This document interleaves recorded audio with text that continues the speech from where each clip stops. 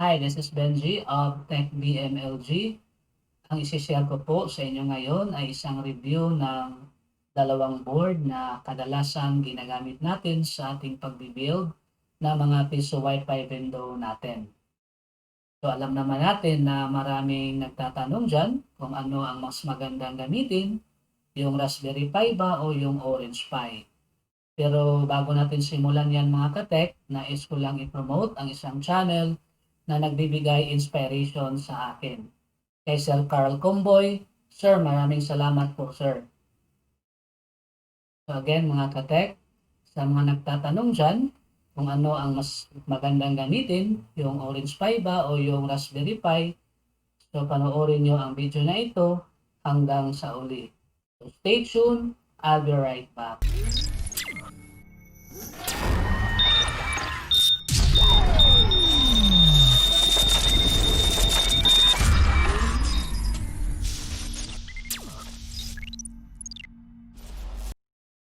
Welcome back sa channel natin mga katek. Konting disclaimer lang po, ang video na ito ay base lamang po sa ating karanasan, kakayahan, at sa ating pananaliksik. So kung meron kayong nakitang mali sa video na ito, don't forget to write your comments in the comment section upang maitama po natin kung ano man ang mga kamalian sa video na ito. So kung ako ang tatanungin nyo mga katek, kung ano ang mas magandang gamitin sa dalawang board na pang-build natin sa ating mga piso Wi-Fi window, yung Raspberry Pi ba o yung Orange Pi. So sa ngayon, hindi ko muna sasagutin ang tanong nyo. Pero sa huling bahagi ng video na ito, ay sasagutin ko ang mga tanong nyo. So sa totoo lang mga katek, isa din po akong builder ng ating mga piso Wi-Fi window. Mayroon akong 6 na units na hanggang ngayon ay gumagana pa rin, na hanggang ngayon ay nagbigay pa rin sa akin ng income, at hanggang ngayon ay hindi pa ako naka-experience o nakaranas kung anumang problema sa aking mga machine, mapa-logical man o mapa-physical. Hindi nga lang ako nagbibenta. Kasi alam niyo kung bakit mga katek, bakit hindi ako nagbibenta? Dahil maraming mga rason. Isa sa rason ay yung technicalities ng isang vendor natin or technicalities ng isang computer or technicalities ng isang board natin. At pangalawa, yung business permit. Alam niyo na, di ba? So, hindi madali kumuha ng isang business permit kasi alam niyo mga katek, maraming requirements, maraming inspection, saka hindi lang yun. So, another reason is ayaw naman natin na maraming magko-complain no, sa mga clients natin kasi palaging nasisira o madalas nasisira ang mga window nila. So marami talagang rason mga katek na hindi ako nagbebenta.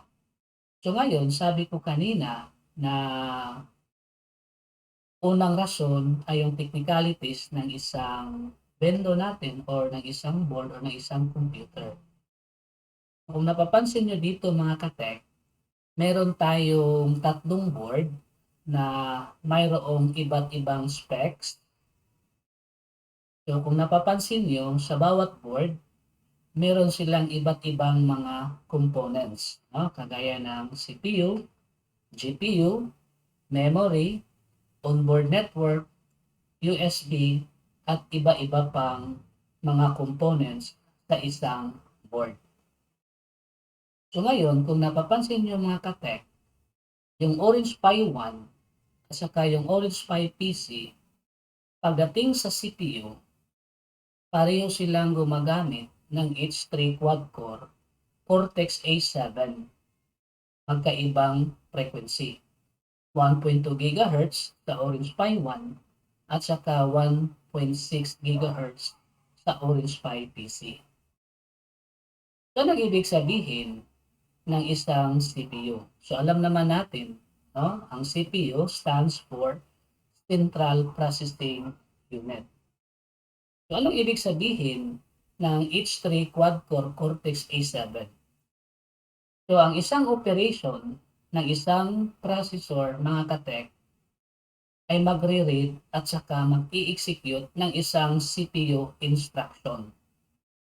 Kagaya ng add, move data, or branching na isang basic operation ng isang central processing unit. Yung H3 mga katek ay isang chip na mayroong 4 na independent units called core. Kasi yun ang ibig sabihin ng quad core. Mayroong 4 na independent units called core. Sa Cortex A7 naman mga katek, ang ibig sabihin ay isang processor na 32-bit. At yung Cortex A7 ay gawa ng ARM Holdings na nirelease noong 2011. Isang version 7 sa Cortex A series na processor architecture na gawa ng ARM Holdings. So, anong ibig sabihin ng 32-bit mga katek? Ang 32-bit ay isang data transfer rate ng isang processor. Nang ibig sabihin ay yung isang processor ay capable of transferring 32-bit of data. So, ganun kadami ang maita-transfer na data sa isang processor. At yung 1.2 GHz at saka 1.6 GHz ng Orange Pi PC mga katek ay isang clock speed. Nang ibig sabihin ay ang bilis ng isang processor, no? At a given time. So meaning, yung clock speed ng isang processor, yun ang bilis ng isang processor na mag-i-execute ng isang instruction or ng isang task or ng isang operation. So kung meron kang 1.2, ang ibig sabihin, ang processor ay mag-i-execute ng 1,200,000,000 cycle sa isang segundo. So, ganun kabilis ang ating processor mga katek. So, kung napapansin nyo sa CPU ng ating Raspberry Pi, ang Raspberry Pi ay gumagamit ng BCM2837B0 Cortex A53. So, anong diferensya sa dalawa, sa Cortex A7 at saka Cortex A53? Yung Cortex A53 mga katek ay isang version 8 ng Cortex A series na nirelease noong 2012 at gawa pa rin ng ARM Holdings. So ito ay version 8 ng Cortex A series. At hindi lang yun mga katek, itong Cortex A53 ay 64-bit processor. So alam naman natin, no? Kung ang 32-bit ay capable of transferring 32-bit data, so yung 64 naman ay capable of transferring 64-bit of data. So mas madami yung CPU kay Raspberry Pi sa pagka-transfer ng isang data. At saka hindi lang yun. Ang frequency ng Raspberry Pi natin, mga katek, ay 1.4 GHz. So, mas lamang siya kaysa kay Orange Pi 1. Although, si Orange Pi PC lamang ng 0.2, pero hindi ibig sabihin na mas mabilis o mas dami yung data na maita-transfer ng Orange Pi PC kasi yung Orange Pi PC ay 32-bit lang. Although sa bilis, mas mabilis si Orange Pi PC. Pero sa padamihan ng pagka-transfer ng isang data ay mas madami kay Raspberry Pi. Kasi yung Raspberry Pi natin is a 64-bit processor. So in totality mga katek, lamang pa rin si Raspberry Pi. So punta naman tayo sa pangalawang component ng ating board, yung GPU. So anong ibig sabihin ng GPU mga katek? So GPU stands for Graphics Processing Unit. Ang ibig sabihin, ang trabaho niya ay siya ang magre-render ng 2-dimensional at saka 3-dimensional graphics. Katulad din ito ng mga video card ng ating mga desktop at saka mga laptop computers natin. Kung napapansin nyo mga katek, yung Orange Pi 1 at saka yung Orange Pi PC ay parehong gumagamit ng Mali 400 InP2 GPU at 600 MHz. Samantalang, ang Raspberry Pi natin ay gumagamit ng Broadcom Video Core 4. Nang ibig sabihin, ay pareho lang silang gumagamit ng 400 MB na graphics. In totality, sa tatlong board natin mga katek, walang lamang. So pareho lang sila na gumagamit ng MP400 na graphics. Ang pangatlong component ng ating board ay ang memory. So ano ba ang nagagawa ng isang memory sa isang computer mga katek? Ang trabaho ng isang memory sa isang computer ay siya lang mag-hold ng isang data temporarily or iba't ibang mga program code temporarily na kakailanganin ng isang processor. At hindi lang yun mga katek. Memory also allows us to access multiple programs at once with speed and efficiency. Nang ibig sabihin mga katek, ang memory natin or ang memory ng isang computer ay 300 times faster than HDD at saka sa SSD. Kasi yung HDD natin at saka SSD or yung hard disk drive natin at saka yung solid state devices natin ay pareho na secondary storage devices. Nang ibig sabihin, backup lang ang mga yun. So, ang primary storage natin mga katek ay yung memory. So, kung napapansin niyo mga katek, ang memory ni Orange Pi 1 is 512 MB. Si Orange Pi PC, 1 GB. At saka si Raspberry Pi 3B plus and above is 1 GB also.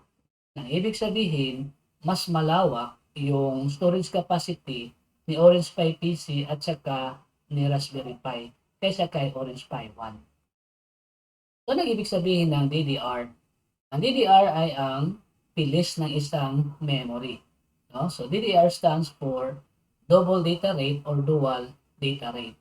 Ano ibig sabihin ng 3 at saka 2? Version lang yon mga katek no, ng isang bilis ng isang memory. So, yung DDR2 at saka DDR3, kung ikukumpara natin, yung DDR3 is twice faster than DDR2. So, mas mabilis yung DDR3 kaysa DDR2. Okay, so, kung napapansin nyo rin, ang memory ng Orange Pi 1 at saka ng Orange Pi PC is shared with the GPU. Nang ibig sabihin, si GPU ay kukuha no, ng slot memory sa space ng isang Orange Pi. Samantalang ang Raspberry Pi, hindi siya shared memory sa GPU.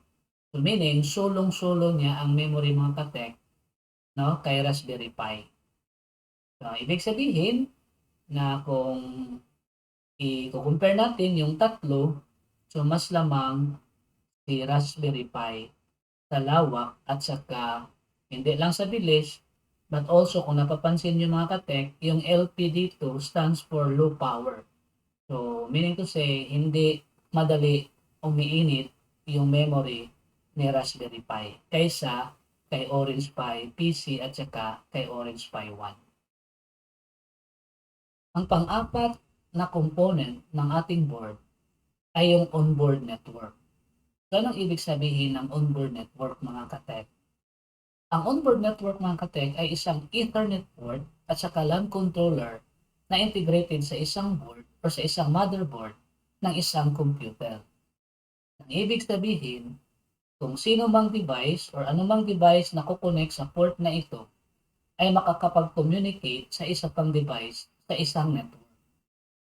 Kasi alam naman natin, isang network is a connection of two or more computers sharing resources. Kung napapansin nyo mga katek, ang onboard network ng Orange Pi 1 at saka Orange Pi PC ay parehong may built-in na 10 or 100 Mbps Ethernet. Samantalang, ang onboard network ng isang Raspberry Pi ay mayroong Giga Ethernet with maximum throughput up to 300 Mbps. At hindi lang yon, may kasamang built-in wireless pa or Wi-Fi or wireless fidelity. At hindi lang yon, dual band channel pa yung built-in Wi-Fi ng isang Raspberry Pi. Ano yung ibig sabihin ng Ethernet port na mayroong label na 10 or 100 Mbps or 1000 Mbps? Ito po ay isang standard na binubuo no, ng isang organization IEEE Standards 802.3 na mayroon silang tatlong standards. So, kung 10 Mbps ang isang port, ibig sabihin ay isang standard na tinatawag na Ethernet. Kung ang isang port mayroong label na 100 Mbps, ito ay isang standard na tinatawag na Fast Ethernet. Kapag ang isang port ay may label na 1,000 Mbps, ito ay tinatawag na standard na Giga Ethernet. So, ano ibig sabihin nun, mga ka-tech? Ang ibig sabihin na yun ang kakayanin ng isang port na makapag-access or makapag-transfer or makapag-communicate sa isa pang device. Kung napapansin natin mga ka-tech, lamang yung Raspberry Pi. Kasi yung Raspberry Pi ay mayroong Giga Ethernet port sa kanyang onboard. Hindi lang yun. Meron pa siyang built-in na Wi-Fi na dual band pa rin. So alam naman natin yung dual band, mayroong standard na 2.4 GHz at saka 5 GHz. At alam naman natin na kung ang Wi-Fi na built-in ng isang computer or ng isang board ay dual band, so 2.4 at saka yung 5 GHz, so automatically yung 2.4 kadalasan mayroong mga devices na gumagamit, no, kagaya ng mga microwave, mga remote control toys na palaging nakapag affect, no, ng signal or ng frequency, no, kasi parehong frequency na ginagamit sa mga remote control at saka microwave or iba't iba pang mga devices na gumagamit ng 2.4 GHz. Ang ibig sabihin, madalas ma-interfere yung 2.4 GHz. So, ang advantage nito, kasi dual band, so magsishift siya sa 5 GHz. So, hindi lang yun. May built-in pang Bluetooth na 4.2. So, mga ka-tech, kung napapansin nyo, yung Orange Pi 1 at saka yung Orange Pi PC ay walang built-in na Wi-Fi or na wireless. So, yung wired lang ang built-in niya sa Ethernet port. At saka 100 Mbps lang ang maximum throughput, whereas ang Raspberry Pi maximum throughput sa kanyang Ethernet port is up to 300 Mbps. So, mas mabilis ang isang throughput ng Raspberry kaysa Orange Pi PC at saka kay Orange Pi 1. So, ayan mga ka-tech. So, mas lamang yung Raspberry Pi natin compare natin sa Orange Pi PC at saka sa Orange Pi 1 natin. So, punta naman tayo sa pang-5, pang-6 at saka pang-huli ng ating mga components ng ating board, mga ka-tech. So, kung titingnan natin sa USB ports 2.0 ng isang Orange Pi 1, so ay mayroong 1 slot at saka isang slot ng OTG. Samantalang sa Orange Pi PC naman natin, sa USB ports 2.0 ay mayroong 3 slot at saka isang slot sa OTG. Punta tayo sa Raspberry Pi natin mga ka-tech, sa USB ports 2.0 ay mayroong 4 na slots. Hindi ibig sabihin na ang 4 na yon ay puro 2.0. So, depende yon mga ka-tech, no, sa model ng isang Raspberry Pi natin. Kaya ang inalagay natin dyan, Raspberry Pi 3B Plus and above. Kasi, pag Raspberry Pi 3B Plus and above, dalawa doon ay para sa 2.0 na USB ports at saka the other two, yung 3.0 USB ports. So, 4 pa rin lahat. Dalawang 2.0 na USB ports at saka dalawang 3.0 na USB ports. So, ano namang ibig sabihin ng 2.0 at saka 3.0 ng isang USB ports? Yun ay isang bilis ng USB ports na kayang mag-transfer o kayang mag-access or kayang mag-communicate ng isang port, no, towards sa cable or towards sa other devices. So halimbawa, yung ports natin is 2.0 at saka yung isasaksak natin na cable is 3.0. So wala namang incompatibility issue doon mga katek kasi yung kable natin na 3.0 ay mag-a-adjust sa 2.0 na USB port. So kung baliktarin natin, yung USB ports naman natin is 3.0 at yung kable natin na isasaksak ay 2.0, so mas lalo nang walang incompatibility kasi mas taas yung speed ng port natin kaysa kable. So mas maganda mga katek na pag yung port natin is 3.0, mabilis, at saka yung kable natin is 3.0 para mas maganda ang kalalabasan kasi pareha sila na mas mabilis. No? So mas mabilis ang pag-transfer ng isang data, ng isang communication, or ng isang access ng port at saka ng kable. So punta naman tayo sa OS natin mga katek. So kung napapansin nyo, sa Orange Pi 1 at saka sa Orange Pi PC, ay pwede nating magamit yung Android na OS at saka yung Ubuntu at saka Debian Image na kayang isupport pareho ng Orange Pi 1 at saka Orange Pi PC. Samantalang, sa Raspberry Pi natin ay lahat na Linux-based na OS at saka selected ng Linux-based ay kayang isupport ng ating Raspberry Pi. Hindi lang yun, pwede ring mag-support si Raspberry Pi ng Windows 10 but IoT Core. No, hindi Windows 10 na kapareho ng ating OS ng laptop at saka ng desktop. At saka yung NUBS or yung new out of the box na software. So, kayang isupport din ng isang Raspberry Pi. So again, mga katek, ang Raspberry Pi natin kaya ding mag-support ng isang PoE, no, yung Power over Ethernet. So, kailangan mo lang ng isang separate na PoE hot. Ang ibig sabihin, hardware attached on top or isang module na kayang i-attach sa isang Raspberry Pi. So ayan mga katek, dyan nagtatapos ang ating review, no, ng ating mga board na ginagamit natin sa pag-build ng ating mga piso Wi-Fi window. So sabi ko kanina na sasagutin ko ang tanong kung ako ang tatanungin nyo kung ano ang mas magandang gamitin, no, sa dalawa, yung Raspberry Pi ba o yung Orange Pi.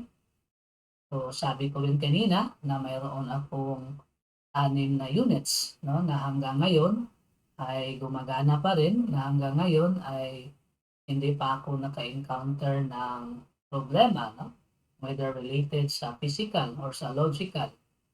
So ang ginagamit ko ay Raspberry Pi. So bakit po ako nag-Raspberry Pi mga katek? Kasi yung Raspberry Pi is tested and proven na sa akin. Kasi yun ang ginagamit ko sa pagtuturo, no, kasi nagtuturo ako ng mga engineering, no, so lalo na sa mga projects nila, so yun ang ginagamit ko kasi yung Raspberry Pi alam ko na matagal masira. So ayan mga katek, kung sa tingin nyo ang video na ito ay nakatulong, nakapagbigay sagot sa mga tanong nyo, so don't forget to like and share this video para naman makatulong din tayo sa mga kapwa builder din natin.